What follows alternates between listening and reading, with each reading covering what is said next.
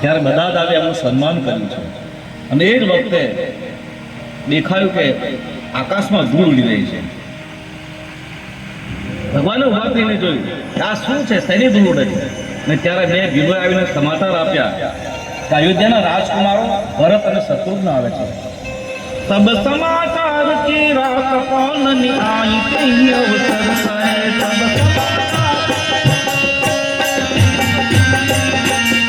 हनुमान मुनि बैठ बैठे सरदी देखत भये.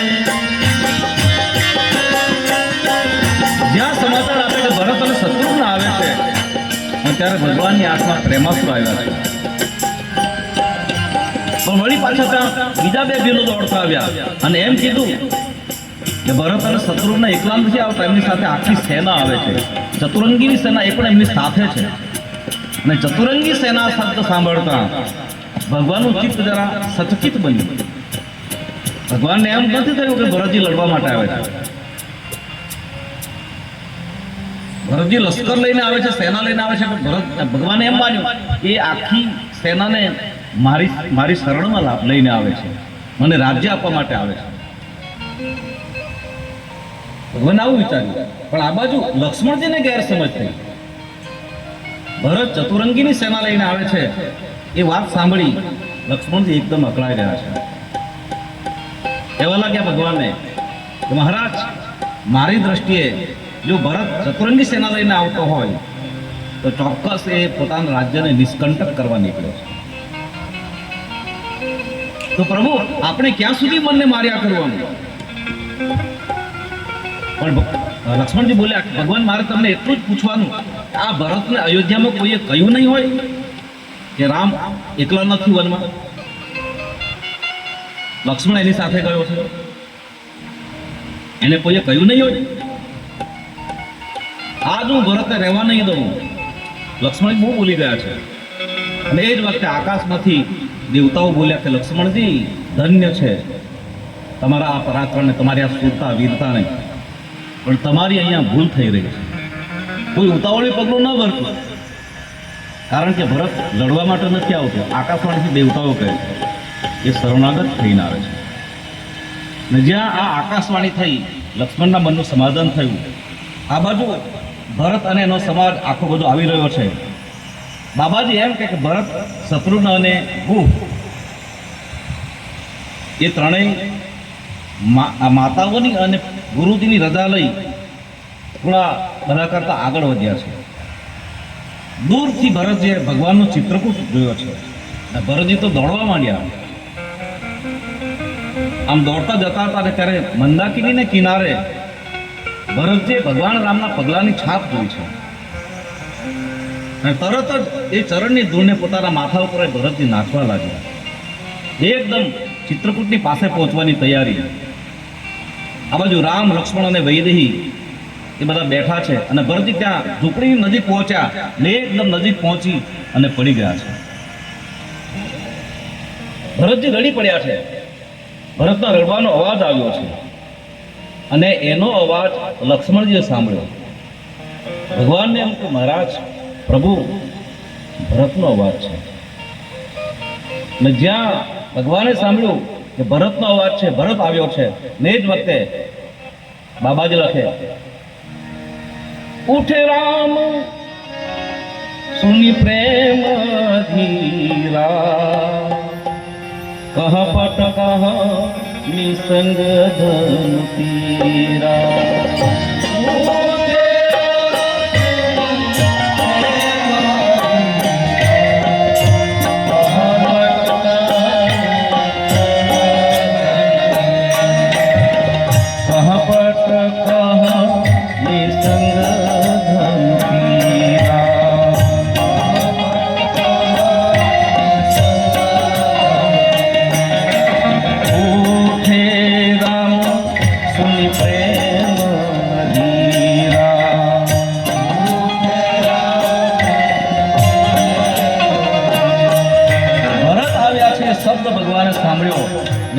પ્રેમમાં અધીન થઈ ઊભા થયા છે. રામાયણમાં મેં જ વાત બતાવી. ભગવાન ઊભા થયા અને ભરતને જઈને ભેટી પડ્યા. ગયા કેવી રીતે બતાવ્યું નથી. કહપટ કહ નિસંગ ધન પીરા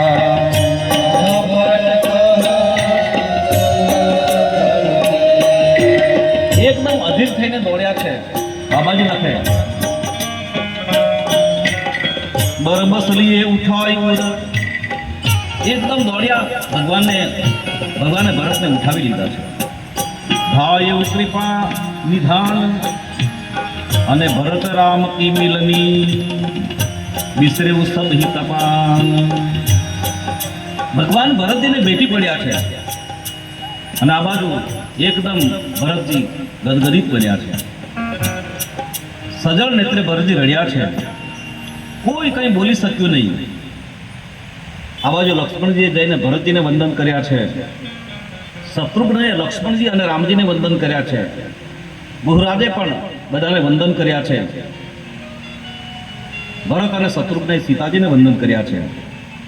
અને ત્યારે સીતાજીને વંદન કરતી વખતે સીતાજીના ચહેરાના મનોભાવ જોઈ અને ભરતજી બહુ સંતોષ પામ્યા છે. એના મનમાં એમ હતું કે સીતાજી મારા માટે શું વિચારશે. પણ આજ જોયું તો સીતાજીના મનના ભાવ એટલા જ એમના માટે આદરવંત હતા. ભરતના મનની ચિંતા ઓછી થઈ છે. ભગવાન ભરતજી અને શત્રુઘ્નને આશ્રમમાં લઈને આવ્યા છે. અને આશ્રમ આવ્યા તો ત્યાં ભરતજી જોયું, શું જોયું? બોરના ઠળિયાનો ઢગલો હતો. પાણી પીવા માટે વડના પાનના દળિયાઓ હતા. વલકલ, દર્ભની પથારી, અને આ બધું જોઈ ભરતજી બોરડ્યા. અને બધું આ મારા લીધે. કોઈ કઈ બોલતું નથી. અને ત્યારે ગુજરાજાએ મૌન કર્યું છે. કહ્યું કે પ્રભુ, અમે એકલા નથી આવ્યા, સાથે વશિષ્ઠ બાપજી પણ આવ્યા છે, માતાઓ પણ આવ્યા છે. અને ત્યારે રામ, લક્ષ્મણ, ભરત અને કુહ આ 4 જણા શત્રુઘ્ન અને સીતાજીની પાસે મૂકી એ બધાને લેવા માટે ગયા છે. મંદાકિનીને કિનારે ગયા છે. ભગવાન દોડ્યા છે. વશિષ્ઠ બાપજીના ચરણોમાં પ્રણામ કર્યા છે. લોકોએ રામજીને જોયા અને રામજીને જોઈને બધા રડી પડ્યા છે.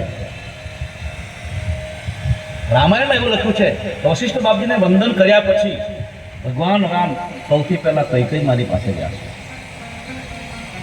પ્રથમ રામ ભેટી કૈકેયી એવું લખ્યું છે. તો ભગવાને દુનિયાને એમ બતાવ્યું, હું કૈકેયી માને એટલા માટે હૃદય લગાડું કારણ કે એ કૈકેયી માએ મારી હૃદયની ઈચ્છા પૂર્ણ કરી. મારી ઈચ્છા હતી કે ભરતને ગાદી મળે. મારી માયા ઈચ્છા મારી પૂરી કરી. બીજું,